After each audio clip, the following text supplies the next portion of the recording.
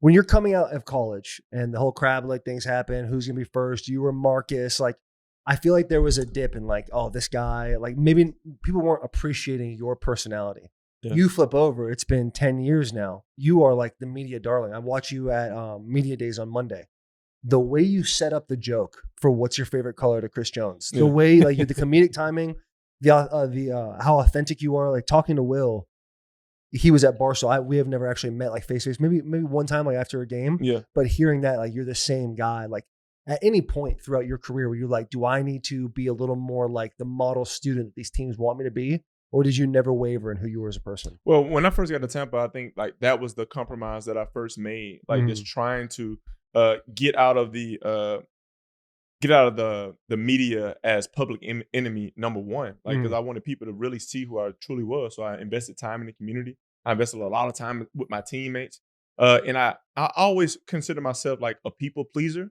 But that wasn't necessarily me at that time in Tampa. Because I was just like, man, I'm so focused on me as the person. But when you're a good person, you don't have to try to be a good person. Yeah. And I put so much thought, energy, and so much time and effort into like, oh man, I gotta show these people that I'm not who they think I am. Right. You know, but at the end of the day, it's not you're not who you think you are, but what you think you are. So it's putting my energy toward like, man, my play, toward like developing a family, spending more like in Tampa, that was my young days, you know. So like I'm in a new city, you know, it's living young, wild and free. But at the same time, I have a girlfriend that's living in Texas, you know, so I'm trying to manage that relationship and also focus on my dream, focus on winning the Super Bowl, focus on being the best quarterback and teammate I can possibly be, and focus on being the best man that I possibly can be without the limitations and perception that others had of me at that time. When you are stripping those things off, like talk about what it was like for you becoming a professional.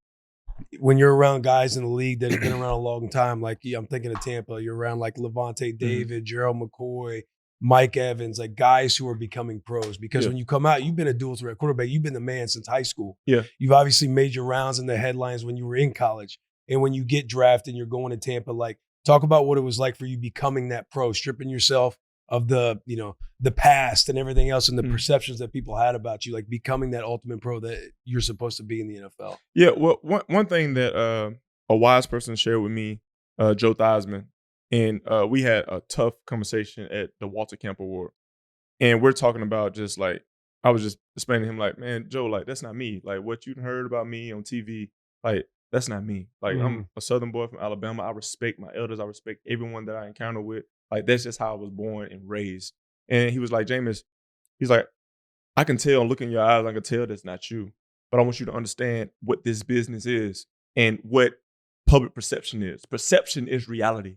So instead of you telling me, or instead of you forcing people to like you, or instead of you trying to convince somebody who you are, people are going to believe what they want to believe.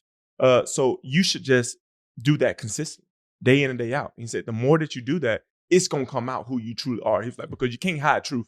Like truth is eventually going to come out to the light. But in terms of like veterans like Jerry McCoy, another veteran that really helped me was Lewis Murphy, because he had a chance to be in Oakland and Carolina around Cam Newton, Derek Carr, and guys like that. Levante David, just his poise, his presence in the Tampa community. Another big one that y'all probably remember his name, Clint McDonald. Like just a true man of faith. I had the opportunity to go to like, you know, when you're young, you're trying to go to every event that your teammate has. Absolutely. So the first time I went to Little Rock, Arkansas, it was to one of his charity events for his foundation with his family. And just seeing him as a man with his girls and his wife. And I took my my girlfriend at the time, now wife. And that was one of the changing points in my life in terms of like my commitment and my love and my consistency with my wife, in terms of like, when I saw that him represent his foundation, people in his city coming to support him, I understood like, man, like I know it's bigger than me, and I have a partner who I can support and who I can help lead to grow with me, to be involved with all these great things in community, family, brands, like all that stuff became important to me because I saw this man, Clint McDonald, religiously. Like we went to a football camp, he had a golf tournament. But who he was in his community, I'm just like, man, like this is me to my community. But what he's displaying with his wife, with his kids, in front of his family, is that consistency, that foundation. And that's something that I'm chasing. So when I was in Little Rock, Arkansas, I was like, man, like, this is who I'm going to be. And like, I'm not wavering from this. Like, I'm going to be intentional with my wife. Like, I'm gonna get that fixed. Like, we not about to be going back and forth. Like, I'm gonna be intentional with what I want to do, how I want to serve my community, how I want to impact the younger generation. And obviously, I feel like ball has always been on the top of my mind because that's something that we all have tried to perfect along our journey anyway. Yeah. You talk about like the ball being the top of mind. Like NFL stands for not for long in so many ways. Like you only have a finite amount of years to accomplish what your childhood dream was. How do you find balance when you get home? Well, you find balance by being all in on every stage. And again, one of my biggest growth stages as well in 2019, where I got around Clyde Christensen, who coached Peyton. And Peyton studied like no other. And Clyde, he was like, I was the first person to really encourage him, like, hey man, like what you do in this building is what you do in this building. But once you go home, you need to go home and be that same caliber studier, same present person, same leader to your family. And I was like, oh, okay. So one thing that we did, we started developing a plan. I never really had a plan, right? Like I had my off-season plan, but my in-season plan was, studying, watching 4 games on Monday, Tuesday, getting an early bead on third downs and watching some more of the rundowns. But I never written it down to what I was specifically going to do. So I wasn't really holding myself accountable to the things that I was doing to prepare. I was preparing. I was landing on the line, but it wasn't strategized. Yeah, you're like checking a box and you're like, I watch these 4 games. Boom, I watched the 4 games. Yeah. Watch a little bit of third down. Okay, I now know third down as opposed to being intentional. I never put thought energy into the preparation side of it. I just did it because I loved it and I knew what was required to be a successful quarterback, and I knew I couldn't go out there unprepared. But I never thought that me actually sitting down with my quarterback coach, planning what I am going to do, how much accountability that brings. Because I'm saying, like, if I'm gonna write this down in June, what I'm gonna do in the months of September, October, November, and December, that's a level of commitment to like doing those things and making sure that you actually are being those things and not just saying, oh, I wrote this down just to write it for the love of the game. Seems easy to check boxes in the NFL for sure. Just you just feel the energy of Jameis already in this room, and it lifts you up. Yeah, it does. Yeah, like he's the rising tide that is lifting our ship. Yeah, I appreciate y'all, but I'm on the boat with y'all. Hey, I've been seeing you getting in the mix. Yeah, I've been seeing you getting in the mix. You had something you were, Taylor was talking about earlier, but hitting media days on behalf of Fox Sports. You've been going on pods. Like, do you ever get fascinated by the things outside of football? Because we all eventually, the game comes for us all. Do you see yourself doing something like that after football? Man, I consider myself a man of increase. So whatever I can do to uplift people, uplift a brand, uplift a company, I'm going to do it. But right now, like, man, my main goal, like my contingency plan is non-existent. My main goal is to be a Super Bowl winning starting quarterback in this NFL league. And like, do you know the time, the effort, the dedication and preparation that entails that? Obviously my charisma, who I am, like that's gonna remain the same. That's my foundation because my faith, that's who I am. That's I'm imitating Christ. So I know like that's gonna remain the same. But my dream is to lead my team to the Super Bowl. And I still haven't done that yet. And I can't, I will not allow myself to be still in this business, still have opportunities, and not dedicate my time and energy to assisting, serving, or helping my team reach that goal. Yeah, it's an impossible game to be half in and half out about. Yeah, especially as a starting quarterback. Yeah, when you look at like the position you were in this year, Deshaun Watson, he gets hurt, you come in, we go up, we go down, we're kind of moving around a little bit, but you're slinging the ball everywhere. Yeah. Are you looking at guys like Baker Mayfield, who's went to the Browns, people kind of cursed him out of the building, he gets out of there, and now he's like kind of reset himself and calibrated himself in Tampa as a starting quarterback? Like, what quarterbacks are you watching? Be like, I need to imitate this to take the next step for that so I can achieve the goal you were just talking about. Yeah, honestly, the quarterbacks that I've been watching this offseason has been Aaron Rodgers and Russell Wilson because I think they do a good job of limiting their own critical errors. And sometimes with their play, you don't see, like early on in both their careers, you see the flashy. They show you they can make a play when it's time to make a play.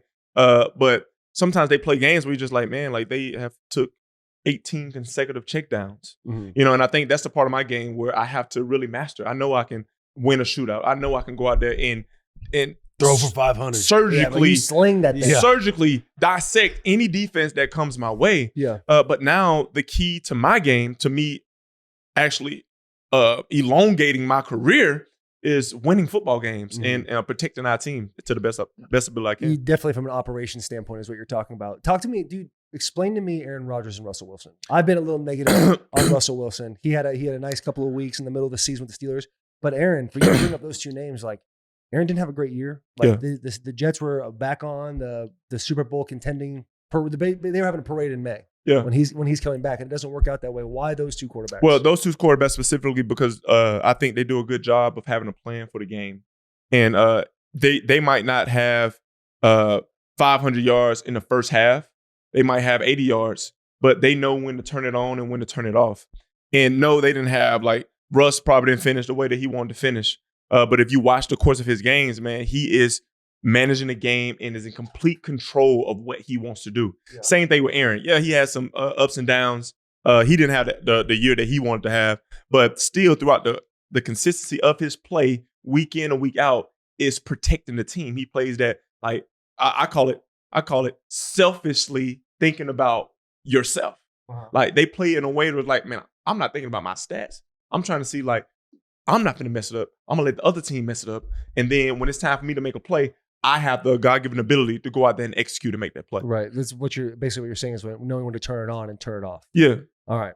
Talk about the mental game. Like when you are out there slinging it one week and then you have the pick sixes. I think you had a couple pick sixes on like Monday night. Yeah. Like when you hear the rumblings of you and interceptions, like talk about the mental game. Do you ever get caught up in turning the ball over when you have all these touchdowns one week, you turn the ball over next?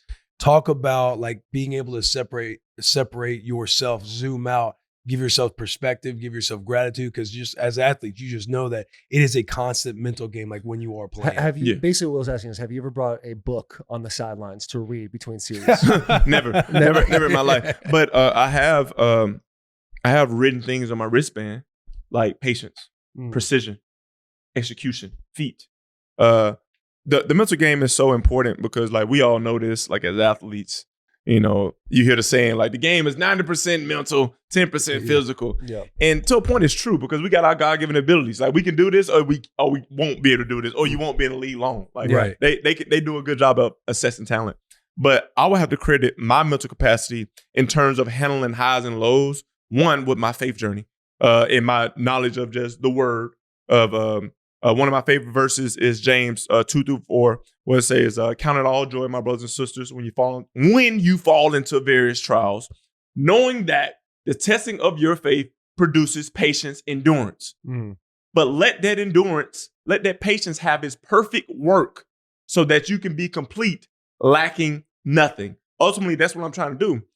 In terms of intentional with that quote, but in terms of low-key wanted to play a game right now. But literally, in terms of my play, like that's why I'm like, I know, okay, some things are going to happen, right? But when they happen, I count it as, man, I see the good in everything. I have joy in when bad things happen because now I get the opportunity to make up for it. But sometimes that gets me in trouble because I want to make up for it right then. Right. But that's not start pushing the envelope. But that isn't allowing the perfect work to happen. Sometimes a good play is no play at all, right? But I view this in terms of the highs and lows. I view it from a baseball perspective. Okay, I play baseball. Y'all play baseball. Growing up a little bit, growing up a little bit. Center field. So you get in the Hall of Fame. You get in the Hall of Fame going 1 for 3, right? So it's a sport that okays failure. Like as a quarterback, man, what a great statistics. Man. I want to go 22 for 28, 378 yards with 4 touchdowns and 0 interceptions, right? 22 for 28 is perfect in baseball. If I told you, man, I went 22 for 28 this weekend with 8 doubles and 4 home runs and 3 triples. Yeah. Like that's unbelievable. But literally baseball terms, I can go 1 for 3 and make it in the Hall of Fame. That's a 300 average. So understand, like, man, it's okay to fail, but I got to make the most of my opportunity when it's there. I got to have a snap and clear mentality because I might have struck out this last at bat, but this at bat, I have a chance right? And I believe that. Like, you can see that in the way that I play. Mm. I go out there with the approach like, we have a chance as long as there's time on that clock. But I think I know, understanding that, man, I need to play like for 4 quarters instead of just playing for that specific drive. Right. I need to play for that specific play, knowing that it's going to take me 4 quarters to win this game instead of trying to win on that one play. Right. Yeah.